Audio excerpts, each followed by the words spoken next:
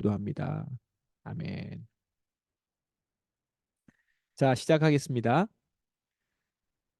네, 오늘은 열두 예언서 다섯 번째 책 요나서입니다. 자, 여러분 요나서 내용은 여러분들 익히 들어서 알고 있죠? 구약 성경에 나오는 이야기 중에서 흥미로운 이야기에 속한 그 이야기입니다. 그래서 어른들뿐만 아니라 어린이들에게도 재밌게 들려주는 성경 이야기 중에 하나입니다. 그러나 오늘 우리가 알고 있는 이 요나서 동화나 단편적인 요나의 장면들 기억할지는 모르지만 정작 요나서 전체 내용을 깊이 들여다보지는 않은 것 같습니다. 그래서 오늘 요나서는 어떤 이야기들이 담겨 있는지 한번 그것을 중심으로 살펴보도록 하겠습니다. 우선 요나서의 특징을 먼저 살펴보면요. 요나서는 다른 예언서들과 좀 다른 면이 있습니다. 우선은 장르인데요. 요나서는 산문 부분이 대부분입니다. 그래서 이야기로 되어 있다라는 거예요. 대부분의 예언서들이 운문 형식으로 되어 있는 예언들로 이루어져 있습니다. 그런 것에 비해서 요나서는 대부분이 산문으로 되어 있고 그 형식이나 구성이 매우 문학적이고 치밀합니다. 내용면에 있어서도 보통 예언서가 하나님의 예언이나 예언의 대상이 되는 민족, 뭐 이스라엘이라든가 유다라든가 이런 민족에게 초점이 많이 맞춰져 있는데 요나서는 그렇게 되어 있지 않고 요나, 선지자 요나에게 이렇게 맞춰져 있습니다. 그러니까 요나에 대한 이야기인 거죠.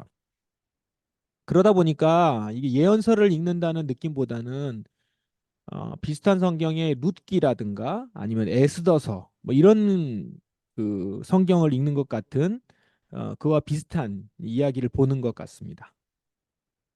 이 요나서의 특징이자 가장 논란이 많은 부분은 이제 요나를 역사적 인물로 봐야 하는가 아니면 우화 주인공으로 봐야 하는가 하는 점입니다.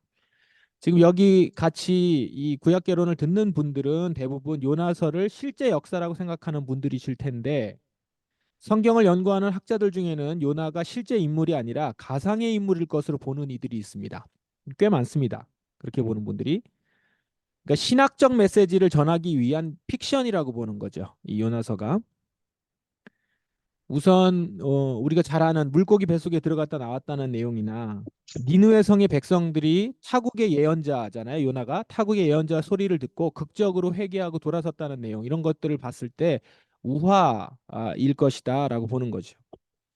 그러나 그렇게 역사적이지 않다라고 보는 내용들은 우리가 이제까지 보았던 성경의 역사서에도 이 유사한 내용들이 많이 나옵니다. 엘리야나 엘리사 등의 어떤 예언자들의 이야기에서도 이런 류의 내용들이 많이 있잖아요. 엘리사 같은 경우는 특별히 이 요나보다도 더 많은 어떤 기적이라든가 특별한 일들을 많이 이렇게 했단 말이에요. 만일 이런 모든 것들을 비역사적인 것으로 본다면은 역사적이지 않고 우화로 본다면 성경 자체의 역사성을 부정하는 것으로 이야기를 해야 될 거예요. 그러니까 따라서 우리는 여기서 요나서를 비역사적으로 보는 견해가 있다라는 정도로 참고하면 될 것 같고요. 요나서가 우화적인 요소가 많이 들어가 있고 과장법을 사용하고 있다라는 것을 지금 기억하면서 요나 선지자와 그 예언 사역에 대해서는 역사적인 것으로 보는 것이 우리가 지금 성경 전체를 바라보는 관점에 있어서는 일관성 있는 태도다라고 생각이 듭니다. 자, 우리가 알고 있었던 이제 요나 이야기 한번 잠시 보십시다. 아마 지금 요나서가 가상의 이야기일 수 있다라고 거론하는 것 자체를 처음 들으시는 분들도 있을 텐데 그렇다면 그만큼 요나에 대한 우리의 지식이 어떻게 보면 뭐 많지 않은 것이다라고 할 수 있겠습니다. 그런 의미에서 우리가 요나 스토리에 대해서도 우리가 알고 있는 것을 한번 점검해 보도록 하십시다. 여러분이 알고 있는 요나 이야기는 어떤가요? 이제 성경 그 요나서가 네 장으로 되어 있는데 장별로 스토리를 한번 얘기하자면 이럴 겁니다. 첫 번째 아시리아의 수도 니느웨가 이제 아시리아의 수도인데 거기에 가서 심판 메시지를 전하라고 하나님께 명령을 받습니다. 요나가. 근데 그 요나는 그 명령을 순종하기 싫어서 도망을 갑니다. 반대편으로 가죠. 반대편으로 향하는 배를 타요. 그러나 곧 풍랑이 일어나고 모두가 몰살이 되어서 죽게 되는 가운데 이런 재해가 풍랑이 요나 때문인 것을 그 배에 탄 선원들이 다 알게 됩니다. 그래서 요나는 바다를 잠잠케 하고자 이제 자신을 물에 빠뜨려라라고 해서 물에 빠뜨려지고 이때 하나님이 예비하신 큰 물고기가 나타나서 요나를 통째로 삼키고 요나는 그 물고기 뱃속에 들어가게 되죠. 3일 동안 들어가게 됩니다. 이제 우리가 알고 있는 요나 이야기예요. 물고기 뱃속에 있었던 3일 동안 요나는 하나님께 회개 기도를 하죠. 그리고 그 후에 다시 하나님의 명령을 받고 니누에로 가서 회개를 전파합니다. 그러자 니누에 성의 왕부터 동물에게 이르기까지 다 회개를 합니다. 그런데 이 과정에서 니누에가 회개하는 모습에 요나가 좀 분이 나고 좀 분통이 나는 거죠. 아시리아는 우리 민족을 이렇게 못 살게 굴고 그다음에 괴롭혔었던 그런 민족이니까 이 민족에게 심판을 베푸지 않은 것에 이제 좀 분이 나고 하나님께 불만을 토로합니다. 이것에 대해서 하나님은 니느웨를 사랑하신다는 마음을 요나에게 보여주면서 이야기가 끝납니다. 여기에 이제 첨가를 하자면 요나는 하나님의 마음을 그제서야 깨달았더라. 뭐 이제 이렇게 훈훈하게 이제 끝나는 경우가 이제 많이 있죠. 그래서 요나서를 이제 그렇게 많이들 보고는 합니다.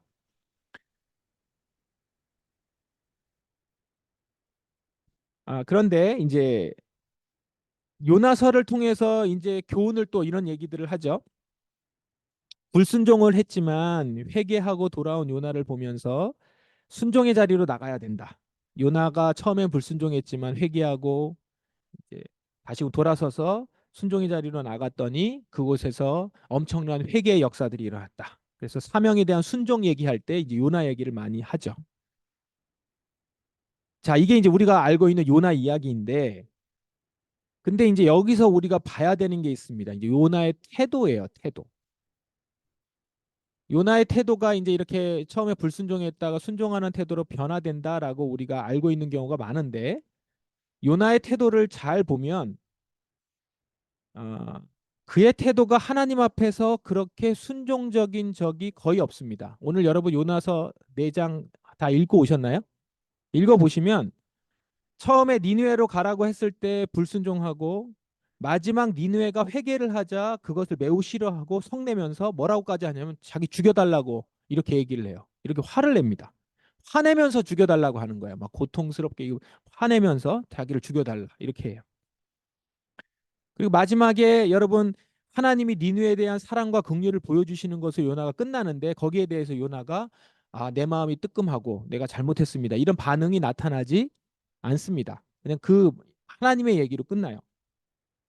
그리고 이제 여러분 요나가 회개했다고 하는 근거로서 물고기 뱃속에서 이제 기도했던 내용을 얘기를 드는데 여러분 그 기도 내용도 잘 보시면 사실 요나가 자신이 하나님께 불순종한 것에 대해 회개한다는 내용이 아닙니다.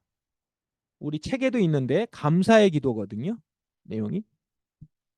보통 우리가 자신의 불순종에 대해서 회개한 이후에 그것에 받은 은혜에 감사하는 내용이 담기잖아요. 기도를 하면 내가 불순종했을 경우는 회개하고 회개한 이후에 용서해 주시는 것에 대해서 감사하는 내용. 은혜에 감사하는 내용이 담기는데 요나가 드리는 기도에는 회개 기도가 없어요. 없고 그냥 감사가 나와요. 근데 그 감사가 어떤 감사냐면 자기가 고난 가운데서 응답받았다라고 하는 번짐받은 것에 대한 감사 기도예요. 그러니까 요나가 회개한 것이 아닙니다. 그러면 요나서가 이제 어떤 내용일까? 요나의 모습을 의식하면서 한번 읽어보십시오. 하나님의 명령에 응답한 하나님의 명령에 요나가 어떻습니까? 불순종하고 도망갑니다. 명령에 응답하기는커녕 피하고 멀리 도망가려고 해요. 근데 이게 참 웃긴 것이 뭐 하나님의 명령을 피해서 어디 도망가면 하나님을 만나지 않을 수 있다라고 생각하는 거잖아요, 지금. 내가 하나님을 피해서 어디 도망가자 이렇게 하면. 근데 지금 이 요나가 선지자란 말이에요, 선지자. 지금 선지자의 영적 수준이 좀 민망합니다. 내가 하나님 말씀 안 듣고 딴 데 도망가야지. 이제 이런 거거든요. 아마 이래서 뭐 이건 제 생각입니다만 요나에 대한 정보가 많이 없는 것 같아요, 성경에. 성경 요나서를 쓰면서 요나가 어디에 어떤 사람이다라는 어떤 신분을 이렇게 좀 숨긴 것 같은 느낌입니다. 창피한 수준이라 알리고 싶지 않았던 듯한 느낌입니다. 아무튼 그러다가 이제 배에서 풍랑을 만납니다.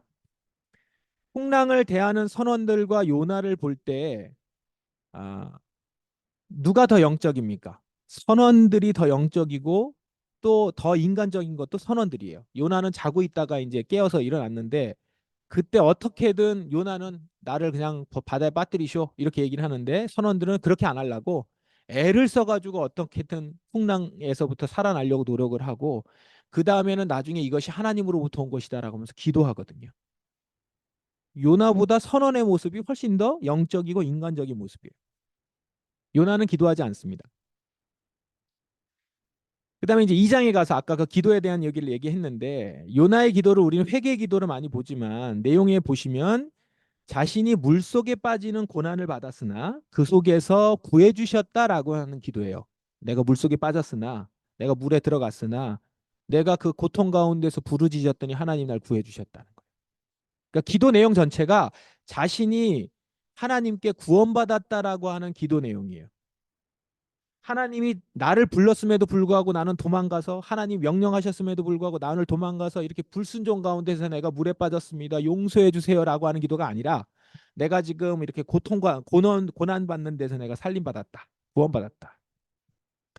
그러니까 사실은 불순종하고 도망가다가 이런 풍랑까지 만나고 이렇게 빠뜨려지고 지금 물고기 뱃속에 들어가 있는 이런 상황이라면 하나님 마음을 헤아리지 못한 것에 대한 죄송함, 불순종에 대한 용서 이런 게 있어야 되는데 그런 내용이 기도 내용을 잘 보십시오. 없습니다. 그 기도 내용은 자기중심적이에요. 굉장히. 내가 구원받았다. 내가 어려움을 겪었는데 구원받았다. 이게 자기 연민에 빠진 기도예요. 내가 슬픔 가운데 있었는데 내가 힘든 가운데 있었는데 나를 구원해 주셨다. 이 모든 것은 하나님이 하신 거다. 내 기도를 하나님이 응답해 주셨다. 하나님은 그런 분이시다. 이런 류의 기도입니다. 그러고 나서 이제 물고기가 그래서 이제 주님 제가 이제 하나님 당신이 가라고 하는 니누에로 가겠습니다. 이게 아니에요. 뭐 그런 얘기를 하기도 앞서 이미 하나님은 물고기를 준비시켜 놓고 요나가 빠뜨려지는 거를 보면서 물고기를 준비시키고 이미 물고기는 니누의 성 쪽으로 가고 있었죠. 그죠? 요나는 기도하고 있었고 기도도 내가 가겠습니다 이런 기도가 아니고 자기 기도하고 있는데 그냥 간 겁니다. 가서 이제 토해낸 거죠. 토해내서 거기에서 떨어져서 할 수 없이 이제 요나가 재차 명령 받은 것에 대해서 명령을 마지못해서 수행합니다. 이게 왜 마지못해 수행했다라고 얘기할 수 있냐면 성경에 보면 니느웨 성이 사흘 동안 3일 동안 걸을 만큼 큰 성읍이다 이렇게 얘기를 해요. 그렇게 이제 기록이 돼 있습니다. 명시돼 있는데 그런데 요나는 그 성읍을 얼마나 돌았죠? 하루 돕니다. 하루. 하루 동안 외쳐요. 그러니까 3일 길을 걸어야 되는 곳인데 하루 동안 외쳤다는 얘기는 어느 그냥 하루 정도 거리만 왔다 갔다 한 거죠. 대충 한 거죠. 그러니까 40일이 지나면 무너진다 이 얘기를 사흘이 아니라 뭐 5일 동안이라도 가든지 계속 가서 곳곳에 가서 전해야 될 거 아닙니까? 하나님. 그래서 회개를 외치고 회개할 수 있도록 해야 되는데 그게 아니라 이제 전하라고 했으니까 전하긴 해야 되는데 3일이나 걸어야 되는 곳 그냥 하루 동안. 40일이 지나면 무너진대. 난 전했다. 난 전한 거야. 뭐 이제 이런 분위기. 난 전했다. 분명히 이런 분위기가 아닌가. 제가 이제 너무 요나를 좀 그렇게 보나요? 근데 내용이 이제 그렇게 보여집니다. 근데 그 일을 들은 왕이 근데 요나가 그렇게 대충 했는데도 불구하고 예상외로 왕이 그 얘기를 듣고 회개를 선포하고 니누의 전체가 비상사태에 돌입하죠. 회개를 선포해요. 사이렌 울리고 이제 이런 거죠. 그런 다음에 짐승까지 금식을 해요. 짐승 금식하라는 얘기 안 했거든요. 그냥 회개해라. 안 그러면 40일 후에 무너진다 이랬는데 짐승까지도 회개를 금식을 하게 합니다. 보세요. 아까 1장에서 배에 탄 이교도 선원들이 오히려 영적이고 인간적이었던 것처럼 지금 니느웨 성 사람들도 요나보다도 더 영적이고 인간적인 면모를 가지고 있죠. 그런 니느웨 성에 있는 백성들에게 하나님은 재앙을 내리지 않기로 결정하시죠. 자, 이것에 대해서 요나의 반응을 보세요. 매우 싫어하면서 성을 내요. 내가 그럴 줄 알았다. 내가 이렇게 니느웨 성이 회개할 줄 알았다. 막 이러면서. 그래서 내가 심판 선포를 안 하려고 했다. 막 이제 화를 내고 날 죽여달라 막 이러면서 이제 떼를 쓰죠. 아주 어기장을 놓습니다. 은혜와 자비를 베풀고 인애를 베푸는 하나님이 못마땅하다는 겁니다. 지금 요나는. 결정적으로 자기 자신이 이제 이 예언자인 요나가 가지고 있는 신학적인 주관이 깨지는 상황인 거예요. 뭐냐면 자신은 니느웨가 심판을 받아야 된다고 생각을 하는데 니느웨가 지금 회개함으로 인해서 하나님이 용서하시게 되면 결국 자기가 예언한 선포가 틀린 것이 되잖아요. 지금도 어쨌든 대충 전했든 어쨌든 40일이 지나면 무너진다라고 얘기를 했잖아요. 그런데 안 무너지는 거예요. 용서하셨다는 거잖아요. 그러면 요나 입장에서는 그 자기가 선포한 대로 또 안 되는 거 아닙니까? 틀린 게 된 겁니다. 망할 것이라고 했는데 망하지 않는 거예요. 이것이 또 화가 나는 거죠. 자, 요나의 태도 어떻습니까? 회개한 모습으로 보입니까? 그가 지금 하나님의 말씀에 적극적으로 동참하고 그의 종으로서의 모습을 갖고 있나요? 이제까지 보시면 이런 예언자가 있었나 싶어요. 그 바람난 여자하고 결혼을 해가지고 아이를 낳아서 그걸 통해서 이스라엘의 죄악을 선포하라고 하는 호세아 같은 선지자 보세요. 그런 고통 가운데서 그런 일들을 했었던 선지자들이 있는데 자기 일 잘하고 있는데 거기서 부름 받아가지고 가서 이스라엘에 가서 전하라고 했던 아모스 같은 선지자. 이제 그런 선지자들에 비하면 요나는 지금 이건 비할 게 아닌 모습인 거예요. 하나님에 대해서 전혀 이해하려고 하지도 않고 하나님의 말씀을 받아들이는 태도도 아닙니다. 여전히 하나님에 대해서 이방 사람들에 대해서 갖고 있는 태도가 일장에 있었던 태도가 달라지지 않은 모습으로 사장에 나타나는 것이죠. 이에 대해서 하나님은 당신이 어떤 마음을 갖고 있는지 요나에게 직접 느낄 수 있도록 사장에 보시면 느끼게 하는 방법이 있죠. 넝쿨을 만들었다가 다시 없앴다가 이러면서 그 느끼게 하는 방법도 참 일차원적이지 않습니까? 하나님이 요나한테 깨닫게 하는 방법도 요나에게 직접 아픔을 주고 손해를 경험하게 함으로 인해서 깨닫게 하시는 그러니까 가장 초보적인 단계의 교훈을 주시는 거죠. 이렇게 아이들한테 살짝 느끼게 해가지고선 이거 봐 아프지? 이거 하면 안 돼? 이거 뜨겁잖아. 만지면 안 돼? 이렇게 하듯이 아주 초보적인 단계의 교훈을 주시는 거예요. 마치 요나의 수준에 맞춰주시는 것처럼 보입니다. 그러면서 하나님은 내가 이 백성, 이 니느웨의 백성을 아끼는 것이 당연하지 않겠냐 라고 반문하시면서 당신의 마음을 요나에게 하나님 당신의 마음을 요나에게 전하는 것으로 요나서가 끝납니다. 자, 어떠세요? 요나서 이야기 좀 다르게 보입니까?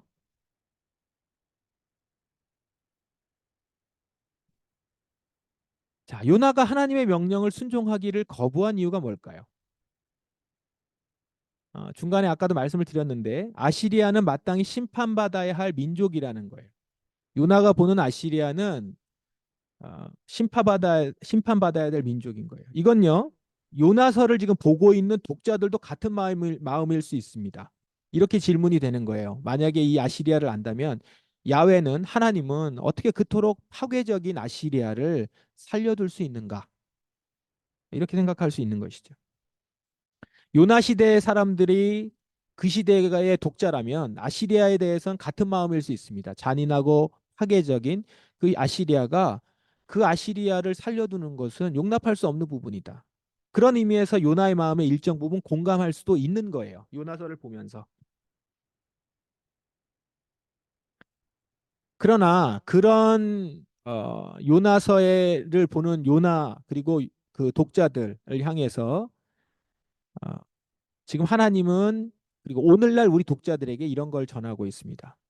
바로 야훼는 하나님은 회개하는 사람에게 자비를 베푸신다.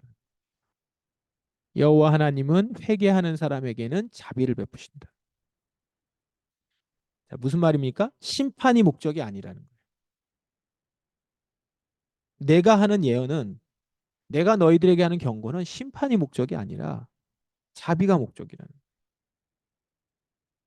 그들이 잔인한 행동을 했으나 아시리아가 잔인한 행동을 했으나 그들 또한 나의 백성으로 내가 살릴 수만 있다면 어떻게든 살리고자 하는 민족이다라는 걸 보여주려고 하는 것이죠.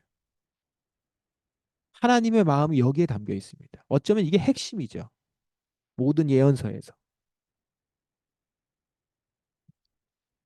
이 요나서가 포로기나 포로 후기의 유대인들에게 주로 읽혀졌을 것으로 보이는데 포로기를 지내고 포로 후기를 지낸 유대인들에게는 더욱더 분명한 메시지를 주겠죠. 저런 아시리아인들도 회개를 하면 용서해 주신다고 한다면 하물며 당신의 백성, 당신의 택한 백성이 진심으로 회개를 하고 돌이킨다는데 그들을 용서해 주시고 회복시켜 주시지 않겠는가? 이런 분명한 메시지를 전하고 있는 것이죠. 마치 마태복음에 나와 있는 예수님의 그 산상설교 복음에서 나오는 것처럼 악인이라도 자기 자식에게는 악한 자라도 자기 자식에게는 좋은 것으로 줄 줄 알거든. 하물며 하늘에 계신 너희 아버지께서 구하는 자에게 자기 자녀에게 좋은 것으로 주시지 않겠느냐라고 하는 얘기. 아시리아에게 저렇게 자비를 베푸신다면 하물며 우리에게는 이런 교훈을 받을 수 있는 그런 부분이라는 것이죠. 하나님을 오해하고 있을 수 있는 당신의 백성들에게 요나라든가 이 요나와 같은 마음을 갖고 있는 독자들을 백성들에게 하나님은 당신의 진정한 모습을 전하고 있는 것입니다. 바로 앞 예언서인 우리 지난주에 봤었던 오바댜서와 연결해서 보면요. 12예언서가 이 순서대로 편집된 이유가 좀 보입니다. 오바댜서 그다음에 요나서인데 이렇게 편집되어 있는 이유가 오바댜서는 기억나세요? 에돔으로 대표되는 이방을 하나님이 심판하시겠다는 예언이에요. 돌이키지 않는다. 너희는 심판받는다. 너희는 그렇게 잔인한 일을 했기 때문에 심판받는다라는 예언이었는데 요나서는 그 이방에 자비를 베푼다는 얘기예요. 오바댜서에서 하나님이 이방을 심판하신다라고 하는 것이 택함 받지 않은 이방인이기 때문에 무조건 심판하는 것이 아니라는 거예요. 요나서를 보면 하나님은 회개하는 자들을 용서하시고 자비를 베푸시잖아요. 요나서에는 이방인이다 아니다를 말씀하시지 않고 뭐라고 얘기합니까? 좌우를 분별하지 못하는 백성이에요. 당신의 백성을 그런 백성을 아끼신다는 것이죠. 저는 이방인이지만 내가 좀 봐주겠다 이게 아니고 좌우를 분별하지 못하는 아직 어리지 않냐 좌우를 분별하지 못하는 백성인데 그 백성을 내가 아끼지 않을 수 있겠느냐라고 얘기를 하세요. 그러니까 이 오바댜서와 요나서를 차례로 읽으면서 하나님이 심판하시고 용서하시는 기준이 분명합니다.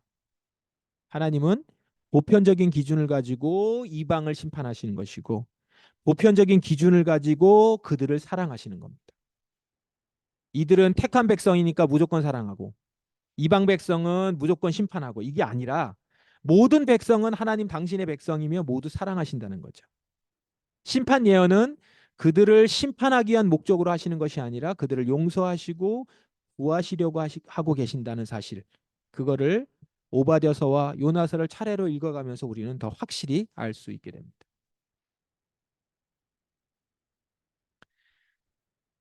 그런데 요나서는 이러한 하나님의 모습을 보여주시면서 지금 요나로 대표되는 이스라엘 모습을 대비하면서 보여줍니다. 이렇게 대조하면서 보여주는 문학적 장치가 이렇게 돋보입니다. 분명히 꼬집고 있는 거죠. 이스라엘을 딱 꼬집고 있는 겁니다. 지금 회개하는 니느웨 백성들에 비해서 회개하지 않는 요나로 대표되는 이스라엘까지. 지금 이스라엘 모습 요나 같다라는 거예요. 하나님의 마음은 전혀 모른 채 이방 민족의 심판만 말하고 있는.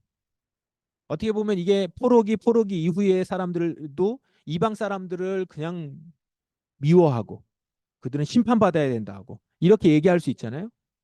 예수님 시대의 바리새인들이나 유대인들을 보면 그래요. 이방인들, 심지어 사마리아 사람들을 보면서 그들은 불쏘시개 같은 사람이더라. 지옥의 불쏘시개 같은 사람들이다. 이렇게 무시하고 했단 말이에요.